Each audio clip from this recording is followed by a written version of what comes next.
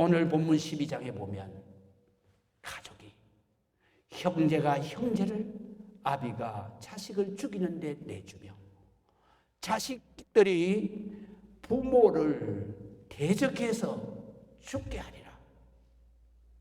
이 말씀 속에는 오늘 현대의 가족들을 말씀하시는 거예요. 형제가 형제를 고발하고 죽이는 일. 그거는 말 비일비재하잖아요. 지금 형제 우애가 사라진 지가 옛날입니다. 뿐만 아니라 그 자식이, 아비가 자식을 고발해서 죽이는 거예요.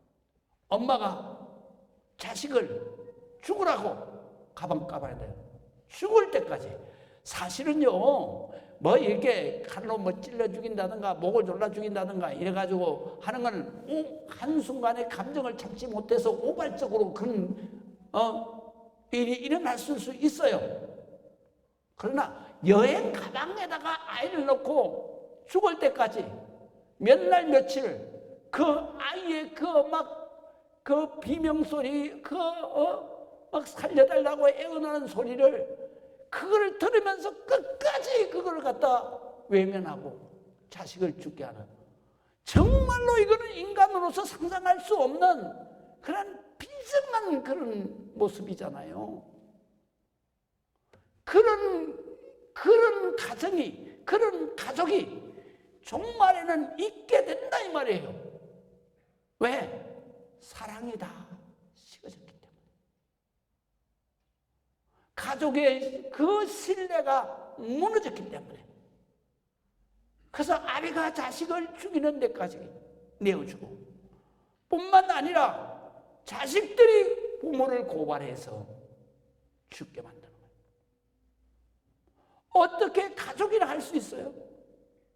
이 지구상에 가장 신뢰하고 가장 사랑이 깊은 곳이, 깊은 공동체가 어디냐? 가족 공동체예요. 이 사랑의 가족 공동체가, 신뢰의 가족 공동체가 무너지는 그때가 바로 마지막 때가 된 줄 알아요. 그때에 너희가 조심해야 된다. 할렐루야. 조심해야 된다. 그래서 9절에 이렇게 말씀하시는 거예요. 너희는 스스로 조심하라. 사람들이 너희를 공회에 넘겨주겠고 너희를 해당에서 매질하겠으며 나로 말미암아 너희가 권력자들과 임금들 앞에 서리니 이는 그들에게 증거가 되게 함이라. 여기에서 보면 너희는 스스로 조심하라 그랬어요. 그 조심하라는 것이 무슨 뜻이냐면, 그 헬란 말로다가 우리가 이것을 문자적으로 해석을 하면 보라, 주목하라, 뚫어지게 바라보라, 이런 말 뜻인데요. 이 말은 우리가 의미적으로 해석을 하면 어떤 말이냐면은, 이 말은 위험이나 위기의 순간이 닥쳤을 때에는 너희가 방심하지 말고 세심하게 주목해서, 그래서 주의를 기울여야 된다. 조심을 해야 된다. 눈을 떼지 말고, 그리고 내가 세심하게 눈을 떼지 말고 정신을 바짝 차리고 끝까지 경계하라. 이게 바로 조심하라는 뜻입니다.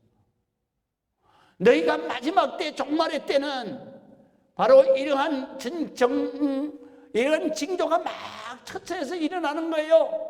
막 전쟁이 처처해서 터지고 난리가 일어나고 지진이 일어나고 기근이 일어나고 정말 코로나 바이러스 같이 수십만 명이 죽어가고, 그럴 때 너희는 스스로 조심해야 된다. 어떻게 조심해? 바로 너희가 정신을 바짝 차리고, 이것이 어떻게 되나? 눈을 떼지 말고 끝까지 경계해야 된다. 세심하게 너희가 주의해야 된다. 아차하는 순간에 너희가 멸망하게 되는 것이다. 왜 이렇게 조심을 해야 할까요? 오늘 성경 구절을 우리가 찬찬히 한번 해석을 해서 한번 읽어보십시다. 사람들이 너희를 공회라고 하는 것은 사법기관을 말해요. 지금으로 말할 것 같으면 경찰서, 검찰청 같은데 고발하는 것을 말하는 거예요. 그래서 너희를 공회에 넘겨주겠고 고발해서 죽게 할 것이다. 그 다음에 너희를 회당에서 너희를 매질하겠으며, 회당이라고 하는 것은 사람이 많이 모인 데서 거기에서 너희를 잡아다가 매질을 한다. 그는 고통만 주는 게 아니라 그 많은 사람들 앞에서 벌거벗겨가지고 수모를 당하게 한다는 거예요. 그 마지막 때에 너희가 예수 믿는다는 것 때문에, 하나님을 믿는다는 것 때문에 너희가 사법기관에 경찰서에 고발당해가지고 너희가 고통을 받게 될 뿐만 아니라 여러 사람들이 모인 가운데서 거기에서 끌려나가가지고 그래서 거기에서 매를 맞으면서 고통을 당하고 수모를 겪을 것이다. 또 뿐만 아니라 그렇게 될 때에 예수님께서 뭐라고 말씀하냐? 나로 말미암아, 누구로 말미암아? 예수 그리스도로 말미암아 이렇게 고통을 당하고 권력자들과 임금들 앞에 서서 수치를 당하는 이유는 곧 그들에게 하나님은 살아계시다. 예수는 바로 하나님이 인간이 되어서 오신 우리의 구원자시다 라고 하는 것을 증거하기 때문이다. 그래서 마지막 때에 우리 크리스찬들이 핍박을 받는 것은 반드시 필연적인 것이다. 왜? 그들에게 예수 그리스도를 증거해야 되기 때문에, 그리고 그들을 구원해야 되기 때문에. 그래서 우리가 마지막 때 이 핍박자들에게 너희가 내 영혼을 갈취당하지 않도록 끝까지 믿음을 지켜서 승리할 수 있도록 너희가 마지막 때에 너희 스스로를 조심해야 된다. 할렐루야. 그리고 또한 이렇게 조심을 해야 되는데 어떻게 조심을 해야 되느냐? 오늘 성경에 보면 첫 번째로 두려워하지 말아라. 이런 현상이 일어날 때, 이런 징조가 일어날 때 너희는 결코 무섭고 두려워하지 말아라. 왜? 하나님이 너희 가운데 계시기 때문이다. 그래서 이 7절과 8절에 보게 되면은 예수님께서 가르치시는 거예요. 종말의 때가 어느 때입니까? 난리의 소문이 곳곳에서 들려질 때다. 곳곳에서 전쟁이 일어나고 전쟁의 소문이 들려질 때다. 난리나 전쟁은 다 사람을 다량으로 죽이는 거예요. 전쟁 뭐예요? 사람 죽이는 거 아니에요. 합법적으로 죽이는 거예요. 내란도 마찬가지예요. 동족끼리 싸움하는 것도 마찬가지예요. 합법적으로 살인하는 게 전쟁이에요, 이게. 그래서 이런 소문이 들리고 이런 일이 벌어질 때에 너희는 두려워하지 말아라. 그것뿐만 아니라 곳곳에서 지진이 일어나고, 그리고 또 곳곳에 그냥 지진이 일어나서 그냥 모든 땅이 황폐화돼 가지고 먹을 곳이 없어서 기근이 들고, 그리고 뿐만 아니라 이 전염병이 돌아서 수십만 명이 죽는 이때에도 너희는 두려워하지 말아라. 이때가 곧 말세 종말의 시작이니라. 그래서 우리 모든 성도들은 이러할 때에 우리가 두려워하지 말아야 되는 거예요. 이러한 때에 너희를 끌어다가 넘겨줄 때에 공회에 넘겨주고, 그리고 또 이 해당에서 매질당하도록 넘겨줄 때, 그때에 너희가 이거 어떻게 해야 되나 이럴 때 무슨 말을 해야 되나, 무슨 말을 할까, 그렇게 미리 염려하지 마라. 그때에 바로 너희 입에 그 말을 주실 것이다. 그러면 그 주시는 말씀대로 내가 말해라. 이 말을 주시는 이는, 말을 하게 하시는 이는 누구냐? 네가 아니다. 바로 성령님이시니라. 이때 위기의 순간에 하나님이 우리에게 주시는 게 두 가지가 있습니다. 하나는 뭐냐면 지혜를 주십니다. 또 하나는 뭐냐면 말을 주시는 거예요. 그래서 11절에 그렇게 말씀하시는 거예요. 사람들이 너를 끌어다가 넘겨줄 때에 무슨 말을 할까 미리 염려하지 말고 무엇이든지 그때에 너희에게 주시는 그 말을 하라. 말하는 이는 너희가 아니요 성령이시니라. 믿으시면 아멘. 우리가 마지막 때에 그렇기 때문에 두려워할 이유가 없습니다. 우리가 무슨 말을 해야 될 것조차도 주님이 성령을 통해서 우리에게 입에다 넣어주시는 거예요. 우리가 이렇게 정말 두려운 그 소문이 퍼지고 이런 전쟁이 일어나고 난리가 일어나고 그리고 뭐 지진이 일어나고 전염병이 돌고 사람이 죽어가고 그럴 때에도 나는 결코 두려워하지 마라. 왜? 생명의 주관자는 하나님이시기 때문에. 우리는 어떤 경우에라도 주님이 나와 함께 계시면 어떤 일을 만나도 우리는 감사할 수밖에 없는 거예요. 그래서 다윗이 늘 말씀하시는 거예요. 뭐라고 말했냐면 사망의 음침한 골짜기를 다닐지라도 해를 두려워하지 않을 것은 주께서 나와 함께 하심이라. 주께서 나와 함께 하시면 죽음 가운데 있을지라도 두려울 게 없다는 거죠. 왜? 그 가운데서 주님의 지팡이와 막대기가 나를 안위하시기 때문이다. 철저하게 안전하게 보호하시고 위로하시고 격려하시기 때문이다.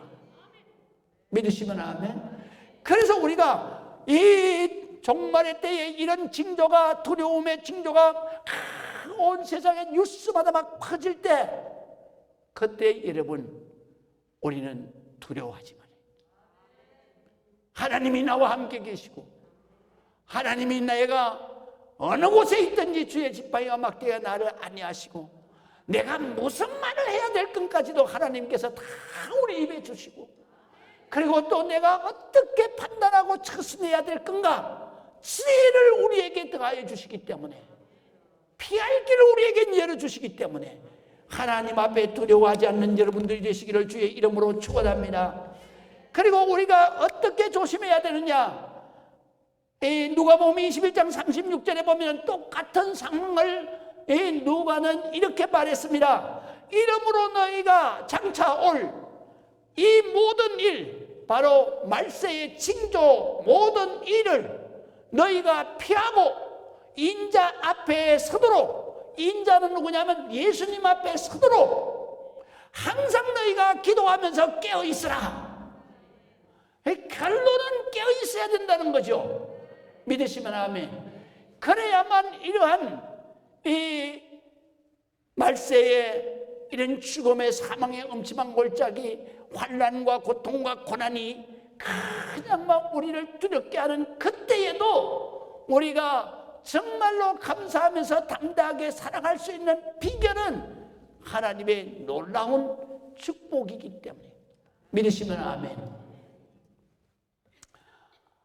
제가 말이죠, 오늘 덕작새 오늘 11월 1일이잖아요 1일인데 제가 어젯밤에 잠을 한 잠도 못 잤어요. 12시부터 자려고 아무리 잠을 청해도 잠이 안 오는 거예요. 스트레스를 받아서 그런지. 그래가지고 시계를 보니까 막 성경을 그냥 막 읽고 막 그래도 잠이 안 와. 미치고 환장하겠어. 잠이 안 오니까 막 이게 혈압이 높아져 가지고 소금이 막 가파지는 거예요. 그러니까 막 이거 안 되겠다. 이러다 내가 꼭지 돌아버리겠다. 그래가지고 2시 28분에 제가 옷을 딱 입고 그리고 아이고 내가 죽더라도 강단에서 죽어야 되겠다. 그리고 내가 강단에 올라왔어요. 올라와가지고 기도를 하는데 기도도 안 되는 거예요. 이거 자야 되는데 이 생각만 나는 거예요. 아이고 내가 새벽 기도도 5시에 해야 되고 그 다음에 또 9시에 예배 봐야 되고 설교해야 되고 또 12시에 또 11시에 해야 되고 또 그 다음에 저녁에 이게 뭐 안 되는 거예요. 그래가지고, 그래, 이따가, 불을 켜야 되겠다. 십자가 불을 켜야 되겠다. 그래가지고, 혹시라도 새벽기도 일찍 오는 분이 오시면, 불도 안 꺼졌는데, 여기에서 인계치기 나면 놀랄 거 아니에요. 그래서 놀라지 않도록 내가 불을 켜놔야 되겠다. 그래가지고 십자가 불을 켰어요. 십자가 불을 켜가지고 일어서가지고 왔다 갔다 하니까 앉아있을 때보다는 좀 낫더라고, 기분에. 그래가지고 제가 이제 여기를 왔다 갔다 하면서 찬송을 부른 거예요. 제가 맨날 부르는 찬송이 뭐냐면, 저는 하나님 앞에 기도할 때마다 나 같은 죄인 정말 하나님의 은혜에 너무 감사하고, 정말 그래서 제가 제일 많이 부르는 게 바로 천부여 어지없어서 손들고 옵니다. 그 다음에 중요한 구절이 있어요. 주 나를 박대하시면 나 어디 가리까. 이 구절에서 제가 항상 은혜를 받습니다. 내가 주를 믿고 일생을 살았는데 주님이 내 죄를 용서해 주시지 않고 주님이 나를 외면하시고 박대하시면 내가 어디에 가겠습니까? 그럴 때는 그 구절을 할 때는 막 그냥 눈물이 막 펑펑펑 쏟아지는 거예요. 주 나를 박대하시면 나 어디 가니까. 내 죄를 씻기 위하여. 그러면서 이제 여기 한 너댓 번 불렀을 거예요. 1절에서부터 3절까지 왔다 갔다 하면서. 그러다 보니까 5시가 된 거예요. 그래서 설교를 하고 딱 올라왔는데 이게 잠을 안 자니까 숨이 설교를 딱 하는데 막히더라고요. 여기서 안 되는데. 그래가지고 하나님 앞에, 하나님 안 돼요.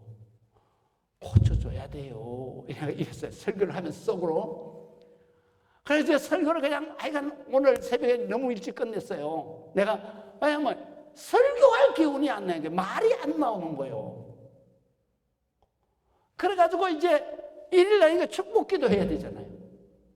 그래서 이제 손을 딱 얹었어요. 얹으라 그래가지고. 그런데 제가 기도를 하는데, 하나님 좀 고쳐주세요. 이랬는데 하나님이 딱 성령의 역사가 딱 일어나는데, 여기가 내 동맥 올라가는 데 아니에요. 여기가 어제 밤 12시부터 쫙 해가지고 여기가 막 아픈 거예요. 그래가지고 계속 여기를 비볐거든요. 그런데 안수기도를 딱 했는데 여기가 시원한 거 있죠. 이야, 이게 하나님 역사라니까. 할렐루야. 그래가지고 하나님이 내 기도를 들으셨구나. 그래가지고 내가 기도를 하고, 그리고 나서 이제 제가 여기서 기도를 마치고, 하나님 내 기도를 들으셨으니까 하나님이 잠을 자게 하실 거다. 내가 30분이라도 자야 되겠다. 그래가지고 이제 성경을 들고 내려가가지고 딱 누웠는데요. 딱 내가 시계를 보니까 6시 반이죠. 반인데 내가 알람을 항상 8시에 맞춰놓거든요. 아직 1시간 반이에요. 그런데 딱 가서 눕자마자 딱 하나님이 깊은 잠으로 이끌어 가십니다. 그래서 8시에 알람 소리 듣고 딱 눈을 떴는데 아주 머리가 가뿐하고, 할렐루야. 저는요, 오늘 그래서 올라오는데 너무너무 감사하고 너무너무 기쁘더라고요. 그러면서 제가 뭐라 그러냐, 우리 성도들이 이거를 알아야 되는데, 할렐루야. 우리 하나님은요, 첫 것을 너무너무 좋아하시는 거 있죠. 그래서 우리 하나님은 첫째 것은 무조건 하나님의 것이다. 하나님 앞에 드려라. 그래서 시간도 하나님이 첫 번째 시간을 그렇게 좋아하시는 거예요. 그래서 새벽에 역사가 일어나는 거예요. 특작새에 바로 매월 초하룻날 새벽에 딱 하나님 앞에 기도하면 역사가 반드시 일어나는 거예요. 그래서 하나님은 정말로 나를 사랑하시는구나.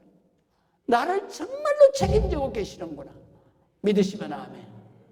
여러분, 이 믿음을 가지는 사람이 복이 있는 사람입니다. 이 믿음을 가지고 일생을 살아가는 사람이 축복받은 사람입니다.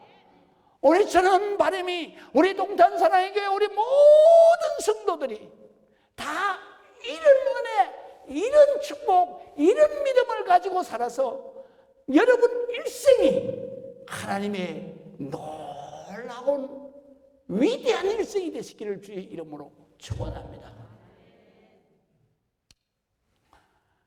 그 다음에 마지막으로 내가 말씀드리는 것은 뭐냐면 불신시대를 너희가 조심해야 된다. 그래서 오늘 12절에 보니까 형제가 형제를, 아버지가 자식을 죽이는데 내 주며 자식들이 부모를 대적하여 죽게 하리라. 불신시대를 말하는 거예요. 지구상에서 가장 신뢰하는 공동체, 신뢰하는 공동체가 어디요? 가족이요. 피를 나눈 가족이요. 근데 가족이 이루는 가정에 신뢰가 깨지는 거예요. 거기에 사랑이 깨지는 거예요. 이때가 바로 마지막 때가 된 거예요. 그렇기 때문에 우리가 이 가족의 신뢰가 깨지지 않고 가족의 사랑이 깨지지 않는 그런 하나님의 축복된 가족, 이것이 마지막 때에 바로 승리하고 마지막 때에 그 하나님 앞에 들림을 받는, 구원을 받는 그러한 가정이 되시기를 주의 이름으로 축원합니다. 이 가족이라는 말은 영어로 뭐라고 그래요? 패밀리라 그러잖아요. 패밀리는 원래 라틴어에서부터 온 말이에요. 라틴어로 바로 패밀리를 뭐라고 그러냐? 가족을 뭐라고 그러냐? 패밀리아라고 그러네요. 패밀리아. 이건 무슨 뜻을 가지고 있느냐 하면 이것은 익숙한 사이다 이런 뜻을 가지고 있어요. 매일 같이 먹고 자고 하니까 익숙한 사이잖아요. 그러니까 이 패밀리라고 하는 말은 가정에서 매일 보고 매일 같이 먹고 그러는 사람들을 바로 패밀리라고 그러는 거예요.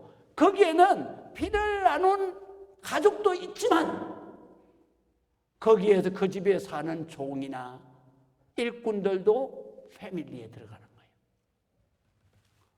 근데 중국이나 일본은 뭐라고 그러냐?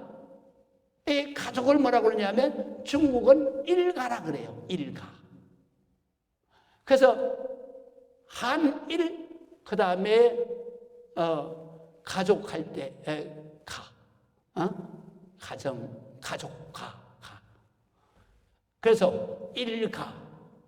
그 말은 무슨 말이냐면 한 지붕 아래 사는 사람들 이런 뜻입니다. 그럼 일본은 뭐라고 그러냐? 가족. 그러니까 다시 말하면 한 지붕 밑에 사는 피를 나눈 족속이다 이런 뜻이야.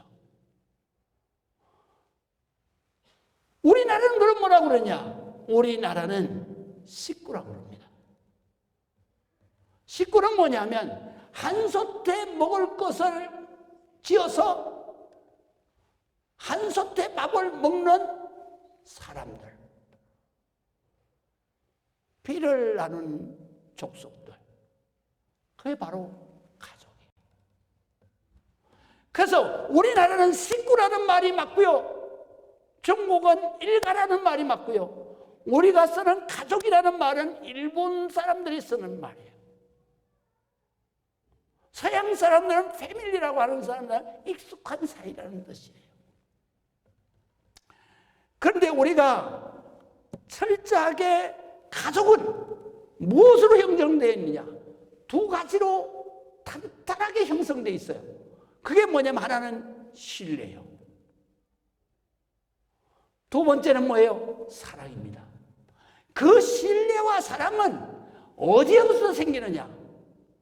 매일같이 바로 밥을 지어서 상을 차려서 한 상에 둘러 앉아서 매일같이 먹을 것을 서로 나누어 먹으면서 거기면서 사랑으로 교제하고 대화하고 서로 격려하고 또 힘을 북돋아주고 위로하고 그런 사랑의 관계가 바로 가족인 거예요. 그래서 우리를 하나님께서는 뭐라고 그러냐면 하나님께서 우리를 뭐라고 그러냐? 너는 하나님의 가족이다 그러는 거예요. 하나님의 가족.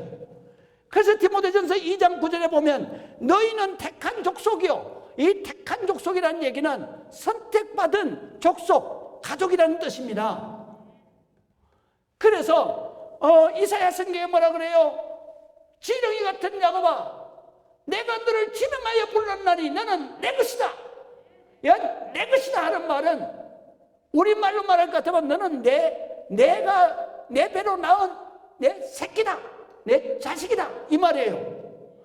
우리는 육적으로는 부모의 자식이지만 영적으로는 하나님의 자식인 거예요.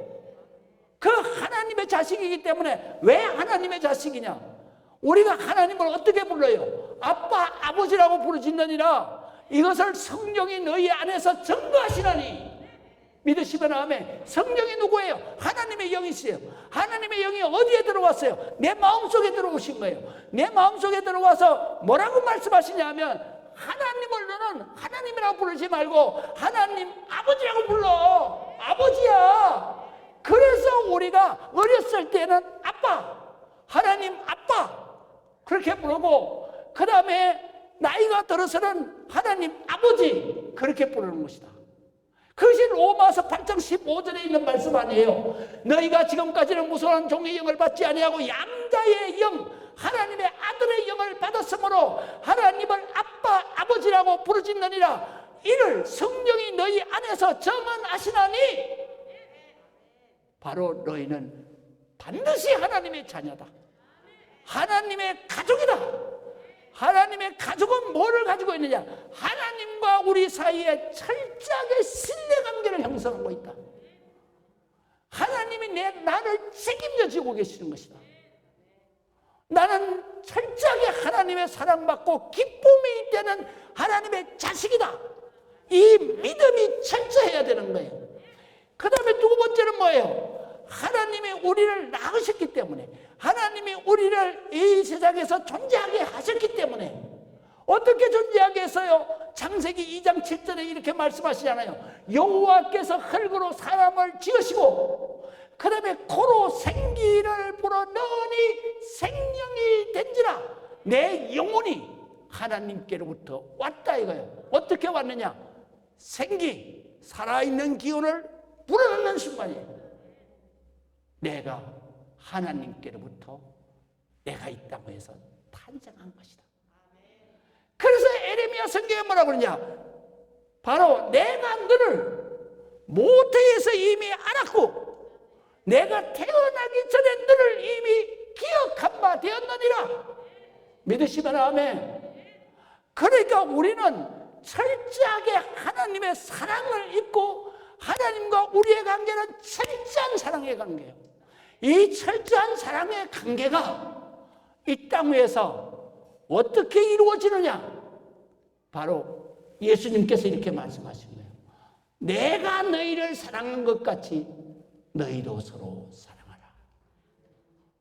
다시 말하면 하나님이 나를 하나님의 자식으로 사랑한 것 같이 너희도 땅에서 가족을 이루고 사는 가족들에게 서로 사랑해야 된다. 그래서 우리는 가족은 철저하게 세상 사람 아무도 믿을 수 없어. 그러나 가족은 믿어야 돼. 철저한 신뢰를 가져야 되는 거예요. 그 다음에 두 번째로는 철저하게 뭐예요? 사랑의 관계가 깨어지면 안 되는 거예요. 이러한 가정이 바로 무너지지 않는, 하나님께서 마지막 때에 정말로 살아남을 수 있고 구원받을 수 있는 하나님의 가정인 것입니다. 이 가정을 우리가 마지막 때에 지켜가야 돼요. 지켜가는 방법이 있어요. 그것을 오늘 성경에서 두 가지로 말씀을 하셨는데, 뭐라고 말씀하셨냐면 10절을 우리가 봅니다. 또 복음이 먼저 만국에 전파되어야 할 것이니라, 그렇게 말씀하시죠. 복음이 만국에 전파되어야 된다.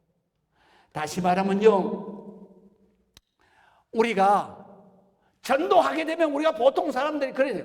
자기 가족은 생각 안 해.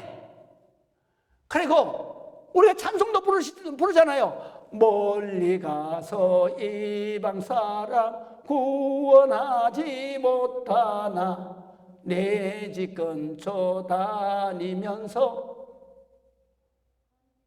그 다음에 뭐예요? 모르겠어.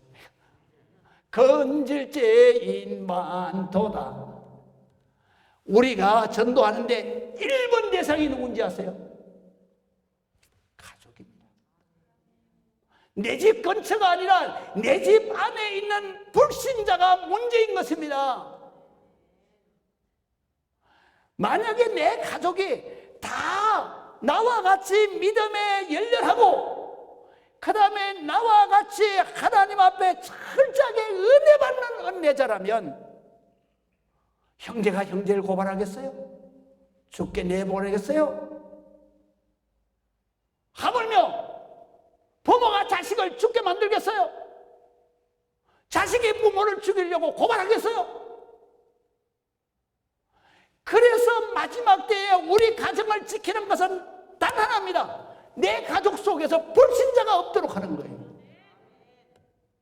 불신자가 없도록 너희가 조심하라는 거예요. 너희가 스스로 조심하라. 마지막 때에 너희 가족 중에서 너희를 고발하고 죽게 할 불신자가 없도록 전도해서 다 은혜자가 되고 다 믿음의 사람이 되고 다 믿음의 하나님의 가족이 돼서 이 종말의 때에 너희가 반드시 견뎌내고 이겨내고 승리해서 하나님 나라의 영원한 영생의 축복을 받으라.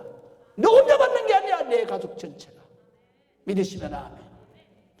마지막으로 우리가 이러한 마지막 때에 우리 가정을 지켜내는 방법 또 하나 있어요. 뭐라 그러냐면 오늘 13절에 보니까 또 너희가 내 이름으로 말미암아 모든 사람에게 미움을 받을 것이라 끝까지 견디는 자는 구원을 받으리라.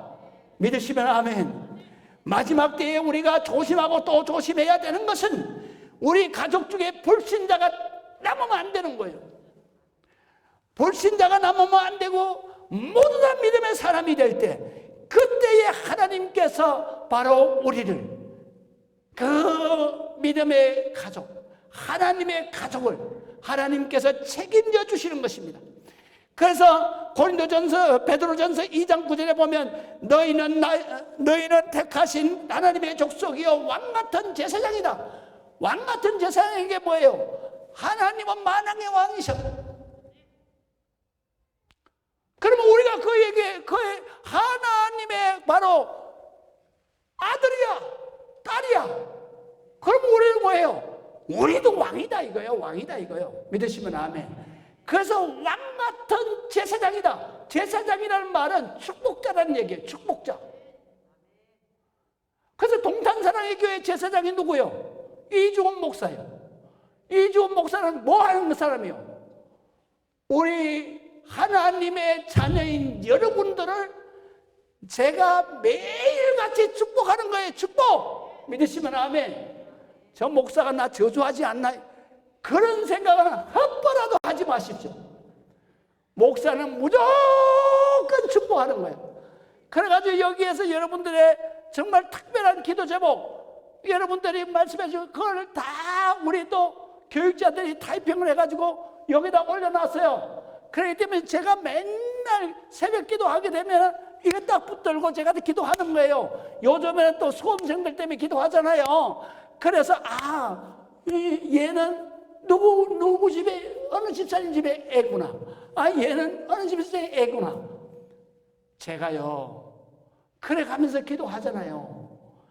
그러니까 이 교회, 동탄 사랑의 교회 축복자는 바로 여기에 제사장인 이준 목사요. 할렐루야. 제가 매일 새벽마다 여러분을 위해서 기도할 때 여러분에게 하나님이 축복의 문을 여시는 거예요. 그래서 왕같은 제사장이요, 거룩한 나라요. 거룩한 나라라는 얘기는 땅을 얘기하는 게 아니에요.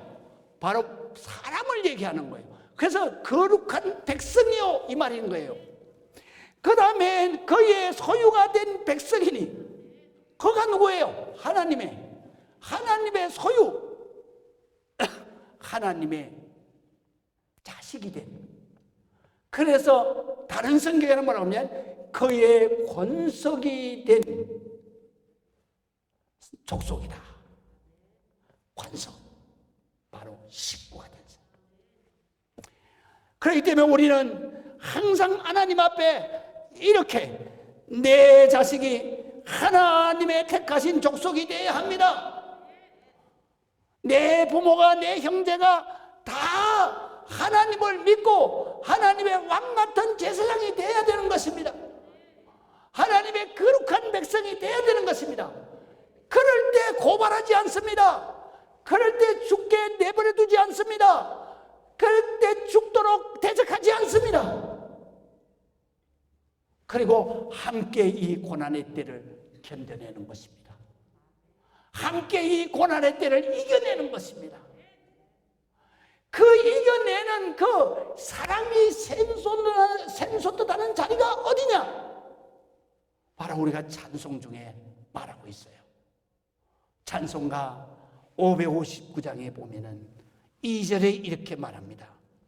어버이 우리를 고이시고 동기들 사랑에 뭉쳐있고 기쁨과 슬픔도 같이 하니 한 칸에 초가도 천국이라. 믿으시면 아멘. 고대 강실이 천국 아니야. 정말로 사랑으로 똘똘 뭉쳐있고 믿음으로 똘똘 뭉쳐있고 하나님 앞에 신앙으로 똘똘 뭉쳐있는 그 가정이 비록 다 쓰러져가는 초가 속에서 산다 할지라도 그곳이 천국이다. 3절은 더 기가 막혀요.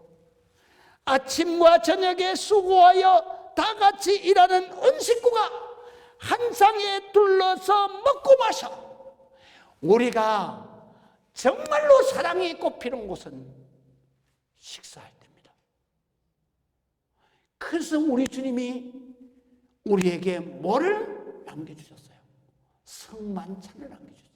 성만찬은 주님께서 죽기 직전에 십자가에 달리시기 전날 밤에 바로 그 마가의 다락방에서 거기에서 제자들과 함께 마지막 저녁 식사를 했다. 그게 바로 성만찬이에요. 그거를 기념해서 우리는 어떻게 해요? 약식 성만찬, 저녁을 먹는 거예요. 약식 저녁을 먹는 거예요. 그게 바로 성찬이에요. 이제 아시겠어요? 우리가 식구가 사랑이 꽃피고 신뢰가 꽃피고 그것은 바로 한 상에 둘러 앉아 서로 먹을 것을 나누며 그러면 사랑을 보듬고 그리고 서로를 위로하고 보듬어주고 격려해주고 이럴 때 사랑의 가정이 되는 거예요. 그래서 아침과 저녁에 수고하여 다 같이 일하는 온 식구가 한 상에 둘러 앉아서 먹고 마셔 여기가 우리의 낙원이다. 이런 가정에 어찌 형제가 형제를 고발해서 죽게 하겠느냐? 이런 가정에 어찌 부모가 자식을 죽이겠느냐? 이런 가정에 어찌 자식이 부모를 죽으라고 고발하고 죽게 하겠느냐? 우리는 고대 강실이 천국이 아니다. 다 쓰러지는 초가라도 바로 주님 모시고 살아가는 이 가정이 천국이다. 그래서 우리는 이 가정을 꾸려가야 되고, 이 가정을 통해서 정말로 우리의 사랑하는 자식, 형제, 부모, 우리가 함께 살게 하고 천국을 이루게 살게 하는 천국의 가족이 된 것을 감사해야 된다. 그곳에 주님이 함께 하시는 것이 너무너무 고맙다. 그래서 후렴이 이렇게 말하잖아요. 고마워라 임마누엘. 임마누엘은 주님이 함께 계신다. 고마워라 주님이 함께 계시는 우리 가정, 예수만 섬기는 우리 집. 고마워라 임마누엘. 하나님이 우리와 함께 하시는 이 귀한 가정, 복되고 즐거운 하루하루.